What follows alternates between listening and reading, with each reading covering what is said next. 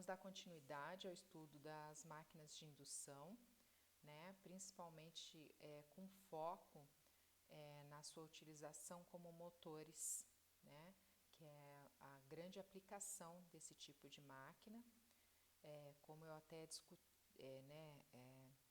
falei na primeira aula, essas máquinas elas vêm sendo mais utilizadas agora como geradores acopladas a geradores eólicos.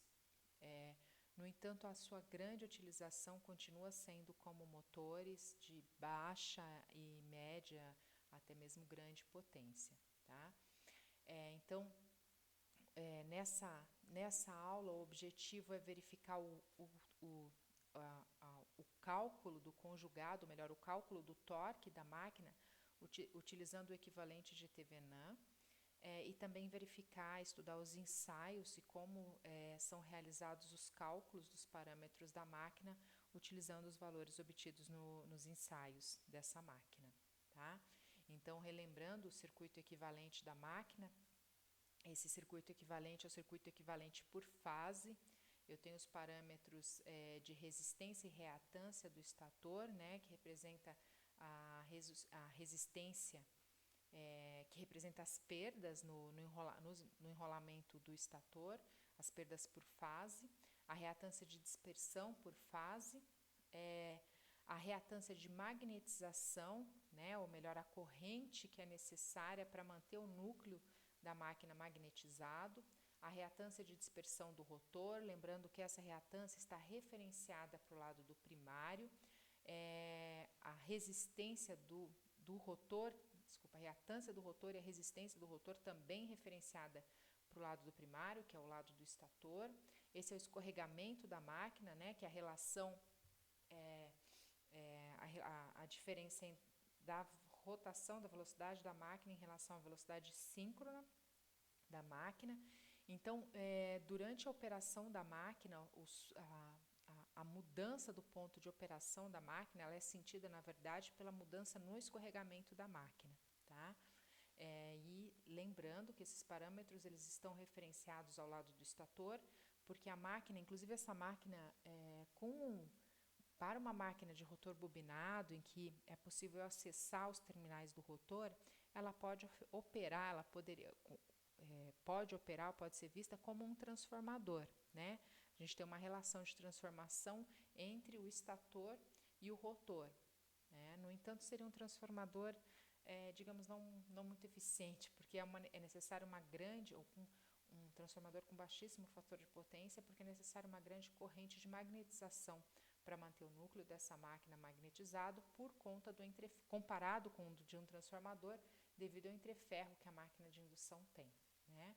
Mas obviamente não é esse o objetivo da máquina. O objetivo dela é operar tendo corrente no rotor, com esse rotor de preferência curto-circuitado, com a menor resistência possível, porque essa resistência do rotor, inclusive ela é proporcional às perdas da máquina, né? Então aqui essa resistência que representa o efeito do escorregamento ou o efeito da carga no circuito equivalente da máquina, a gente pode decompor ela em uma parcela que na verdade, diretamente proporcional, que representa as perdas do enrolamento do rotor, e uma parcela que representa a potência mecânica convertida e disponibilizada para o eixo da máquina para acionar mecanicamente uma carga. Então, é bastante interessante até realizar essa divisão aqui, pensando em termos da potência que é transferida pelo entreferro da máquina, né? A parcela dessa potência, então a potência transferida através do entreferro da máquina, representada por PG. Aqui, nesse circuito equivalente, né? Na verdade, eles são iguais, é que só existe essa divisão, essa representação de forma separada aqui, mas somando esses dois componentes, nós temos esse R2 sobre S. Então, toda a potência transferida através do entreferro, a gente representa aqui, depende do número, como esse é o circuito equivalente por fase, depende do número de fases, 3 fases, corrente do rotor ao quadrado, multiplicado por R2 sobre S. Então, essa é toda a potência ativa, né? Toda a potência que é transferida através do entreferro, sendo que uma parcela dela é devido às perdas elétricas do rotor, e a outra parcela é devido à potência mecânica. Tá? Lembrando que depois, posteriormente, essa potência, inclusive, pode ser descontada, até deve ser descontada as perdas rotacionais da máquina. Bom, a partir disso, a gente consegue, mantendo o ponto A e B aqui, nós conseguimos calcular o equivalente de TVNAM, olhando aqui, tendo como referência esses dois pontos, tá?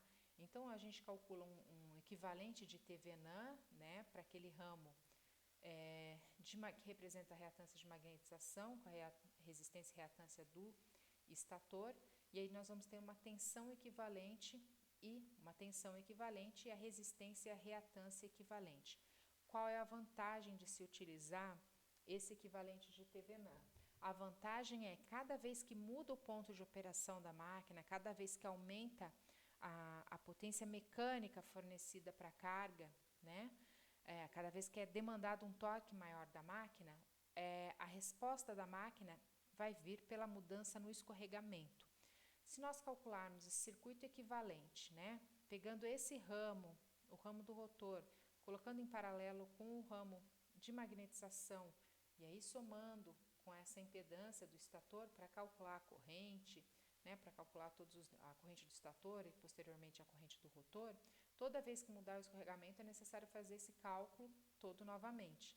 Então, utilizar o equivalente de TVNAM é bastante prático nesse sentido, porque a corrente 2, né, principalmente quando for necessário calcular o torque da máquina ou a potência mecânica da máquina, a corrente 2 vai ser sempre a tensão equivalente, que depende dos parâmetros XM, R1, X1 e da tensão, que normalmente é fixa, né, aplicada ao estator da máquina, o V1,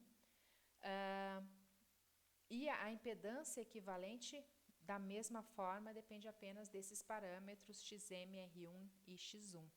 Tá? Então, é só utilizar esses parâmetros que são fixos aqui, né, e ir substituindo por valores de escorregamento diferentes para se obter a corrente 2, e a partir dessa corrente 2 a gente consegue calcular o torque mecânico, que vai ser a potência mecânica dividido pela velocidade angular mecânica, que, como nós vimos na aula anterior, é a potência transferida através do entreferro dividido pela velocidade síncrona, né? Essa potência transferida vai ser I2 ao quadrado multiplicado por R2 dividido por S. I2 nós temos calculado aqui, né? E como I2 é um fasor, I2 ao quadrado pode ser calculado dessa forma. Nós temos a parte resistiva, a parte real, né? A parte resistiva, a parte reativa, que seria a parte imaginária, mas como está elevado ao quadrado. Então, nós temos essa equação de forma mais direta, né? Com escorregamento aqui, bem mais fácil de ser calculada. Tá? Então, a partir dessa equação, inclusive, é possível mais facilmente, né, obter a característica de torque por escorregamento ou de torque por rotação ou por velocidade da máquina. Tá? Então, em condições de funcionamento e frequência constante, um motor de indução típico com rotor em gaiola de esquilo é essencialmente um motor de velocidade constante. Tá? Na verdade, ao pé da letra não constante, mas com uma pequena variação, né, sobre a velocidade, apresentando uma pequena queda de velocidade de cerca de 10% ou menos, 10% para os motores com menor rendimento, né, depende muito da característica construtiva do motor, do enrolamento, do fio de cobre utilizado no enrolamento, então apresenta uma variação de velocidade de 10% ou menos operando de vazio a plena carga. Então, como que nós podemos fazer isso, obter essa característica aí de operação da máquina? A gente pode colocar diferentes valores de escorregamento e verificar qual é o torque da máquina. Fazendo isso, nós obtemos essa curva de torque. Pode ser utilizando o equivalente de TVNAM ou não, né? Utilizando o equivalente de TVNAM fica mais fácil realizar esses cálculos, tá? Então, reparem que nós temos os valores de torque da máquina em função da velocidade em relação à porcentagem da velocidade síncrona ou então em função do escorregamento, né, que é uma fração também uma fração da velocidade síncrona.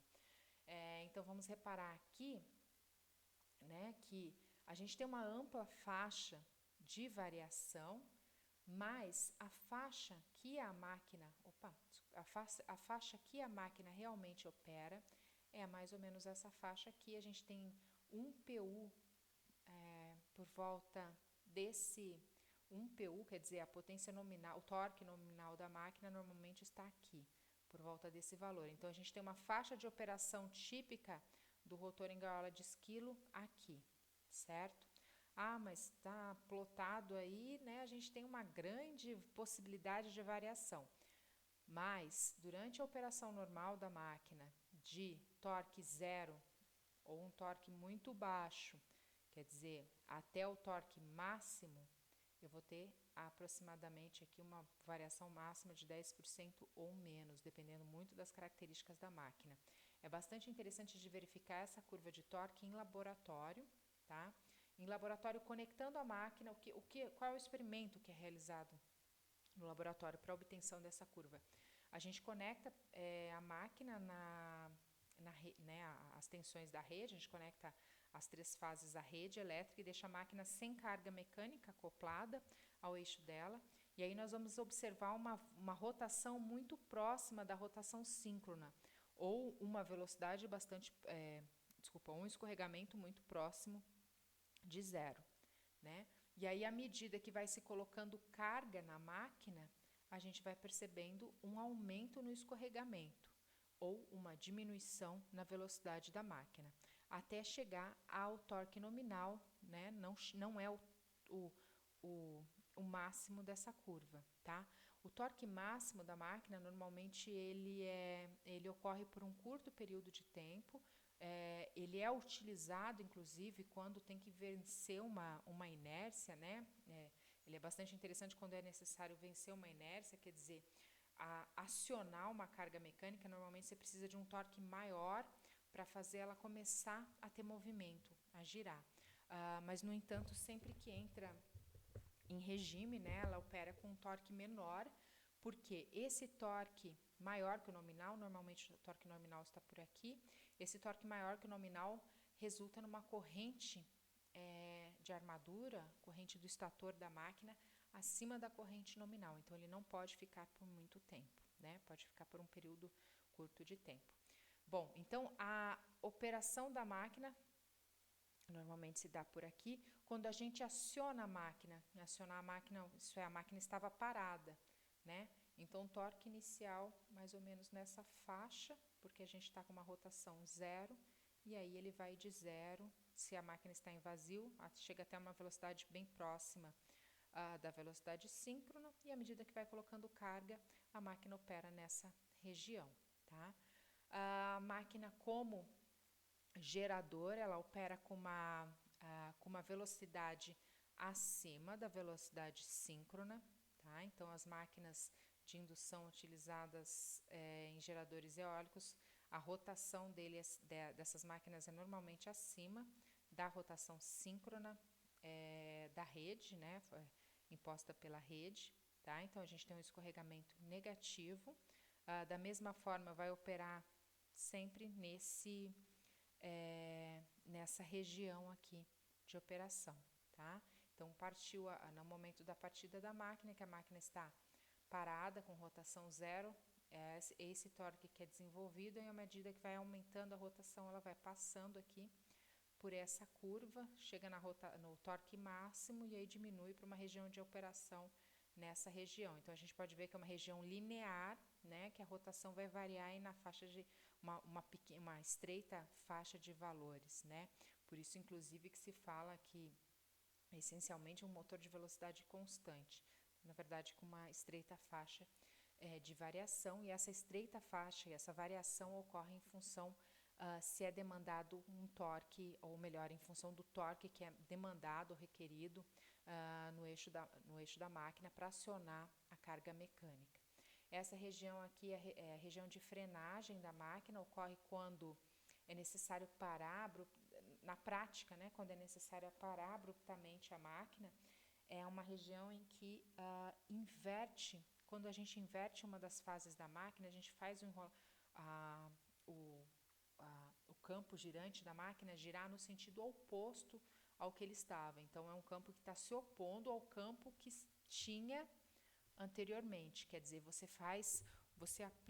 é aplicado um torque frenante na máquina nessa situação, que a gente tem a máquina girando num sentido e o torque começa a girar no outro sentido. Quer dizer, você força uma situação de frenagem da máquina. É utilizado para finalidade de proteção numa situação que é necessário frear ou parar a máquina bastante rapidamente. Tá? Não é interessante do ponto de vista da máquina, que provoca desgaste, mas é em função de proteção.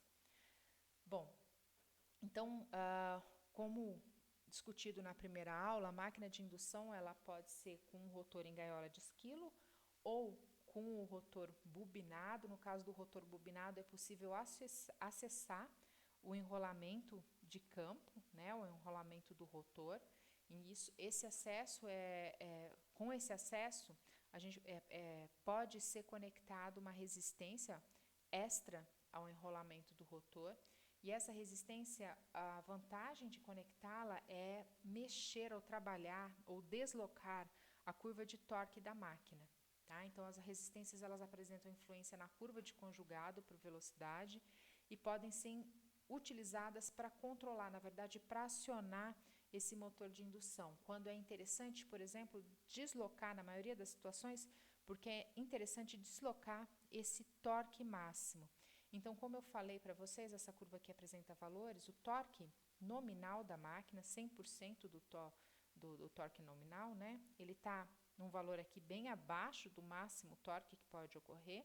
Esse máximo torque ele é interessante para ser utilizado em termos de acionar uma carga mecânica. Então, para você fazer essa carga mecânica entrar em movimento, por exemplo, né, digamos que seja necessário colocar o torque máximo exatamente quando a rotação é zero. Tá? Como que você vai fazer isso? Se tem uma máquina com rotor bobinado, pode ser conectado uma resistência ao enrolamento do rotor, de forma a deslocar esse ponto de máximo torque de uma velocidade específica para outra velocidade aqui. Tá? Então, o valor, quando a gente conecta uma resistência ao enrolamento do rotor, o valor do torque máximo não é afetado. Vejam aqui, essa curva é um exemplo com diferentes resistências de enrolamento, com diferentes resistências externas conectadas ao enrolamento de campo da máquina, né? E quanto maior for a resistência, maior é esse deslocamento do torque máximo, né? Mais próximo aqui para a situação de rotação zero, tá? Só que a conexão dessa resistência, ela não altera o torque máximo e apenas altera em qual velocidade ele ocorre. Como que a gente pode calcular aí o valor dessa resistência, tá? O valor dessa resistência, ele é calculado, na verdade, eu não apresento aqui, depois eu vou fazer algumas indicações de cálculo utilizando o tablet. Então, esse conjugado máximo, ele ocorre quando a potência entregue à resistência R2 sobre S é máxima. Essa condição ela ocorre quando R2 por S é igual ao módulo da impedância do restante da máquina. Tá? Então, se a gente voltar aqui nesse circuito, esse torque máximo ocorre quando essa resistência R2 sobre S, ou melhor, a resistência equivalente do rotor, que pode ser R2 mais a resistência externa, é igual ao módulo do restante da impedância do circuito, né? Na verdade, é a máxima transferência de potência que se está aplicando aqui. Tá? Então, reparem aqui, essa condição de máxima potência entregue a R2, né? Então, eu vou ter R2 dividido por S máximo, é igual aqui ao restante da impedância. Então, o escorregamento máximo, né, ou melhor, o escorregamento responsável pelo torque máximo, vou chamar aqui de escorregamento, né, do torque máximo, é uma relação entre a resistência e os parâmetros da máquina, né, E aí o conjugado máximo para esse escorregamento, uma vez que eu calculei esse escorregamento, eu vou substituir esse escorregamento máximo na equação de torque, que a gente já tinha chegado. Então, essa equação é basicamente a mesma equação de torque, só que com o escorregamento máximo, tá? Substituindo pelo valor de escorregamento, ou melhor, desculpem. Se a gente pegar esse valor de escorregamento máximo, substituir nessa expressão de torque, nós chegaremos a essa expressão de torque máximo, tá? Reparem que essa expressão de torque máximo, ela não depende de R2 aqui nessa equação, mas o S máximo depende de R2, tá? Simplesmente porque substituiu lá o S máximo pelo R, por essa expressão aqui, né? Aqui no R2. Aqui no S. Bom, então, a partir disso a gente consegue calcular qual que é o torque máximo, né? Calculando o S máximo. E a partir dessa equação também a gente consegue calcular qual é a resistência externa que é possível somar aqui a R2. Então, vou substituir R2P por um R2', que é o R2 original, mais uma resistência externa, tá? E a partir disso eu vou ter um S máximo, né, para, por exemplo, esse R, né? Então, aqui, ó, esse é o S máximo, desculpa, esse é o torque máximo original, o S, né, para um determinado S máximo, que vai resultar o torque máximo para a condição de R2 original. Aqui eu tenho um R2', que é uma resistência externa somada a R2, que me deu um outro valor de S máximo, né? Então, esse R2', por exemplo, eu substituo esse R2 por esse R2', que é o R2 original mais uma resistência externa. Então, digamos, eu tenho uma demanda de projeto que exige que o torque máximo, só porque é mais fácil de dar o exemplo, mas isso ocorre muito na prática, que exige que o torque máximo seja aqui, para um escorregamento de 1, né, ou para uma rotação de 0. Então, eu coloco o escorregamento máximo de 1, né, os parâmetros originais aqui, e a partir disso eu calculo qual que é o R2 que resulta nesse S máximo de 1, né? E esse R2 R2', né, o R2 equivalente, vai ser o meu R2 original mais uma resistência externa, tá? Então, aqui fica um exemplo para cálculo desses valores, né? Calcular né, eu tenho uma máquina de indução aqui, os parâmetros dela, calcular qual é o conjugado máximo e a velocidade que esse conjugado ocorre, conjugado de partida, encontrar a resistência do rotor, né? E aí, com o uso de um programa, que pode ser o MATLAB, pode ser o Excel, calcular aí a corrente, o torque, a potência máxima para diferentes velocidades, tá? Então, depois eu vou resolver esse exemplo disponibilizar de forma separada, e depois a gente vai dar continuidade na próxima aula, né, seria a parte 2 dessa aula, com os ensaios e os cálculos desses parâmetros através dos ensaios da máquina.